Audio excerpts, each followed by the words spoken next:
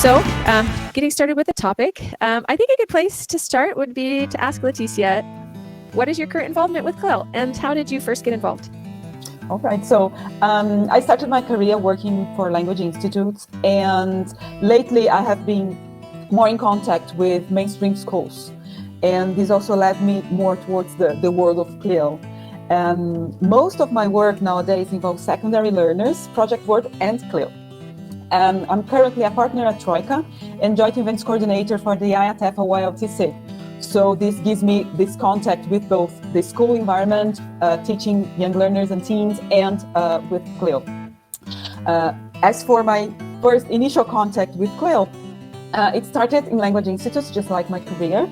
But in that context, the greater focus was still on language learning. It was only a few years later that I had the opportunity to study a little bit more about CLIL and its concepts, what it meant actually.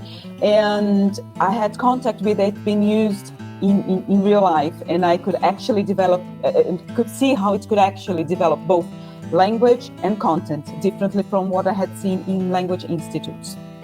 So since then, I have written CLIL materials for different schools. I also delivered some training sessions about it, with focus on supporting ELT teachers to adapt their teaching practice to the context of bilingual education, which is now booming in Brazil. So it was helping ELT teachers to move into this bilingual education world. That's really interesting. Thank you for sharing that. Anna, can you talk about your introduction to CLIL as well, and what that was like for you? And I know that in your research for Bridge, you did a lot of conferences, you talked to a lot of people. So did you have any misconceptions, or did you see others with misconceptions as well? Yeah, I mean, it's a good question. Really, for so many years, we've been seeing this rise in bilingual education, right? And we're seeing it through government mandates, public school implementation worldwide, even a rise in international schools who are offering some kind of bilingual program. So, I've been attending a lot of conferences and just hearing a lot around the idea of bilingual education. But more and more, I noticed CLIL being a term that was coming up consistently as it related to bilingual education. And I think a lot of the misconception just comes with, is there a difference between CLIL and bilingual, and kind of understanding how CLIL as a methodology fits into the overall sphere and ecosystem of bilingual education. But, really, I became very curious after I was hearing about it in so many conferences. Conferences in Latin America and Asia, we were hearing from teachers who were looking to implement something like this. And I would see more and more that there were proposals and session topics kind of around CLIL.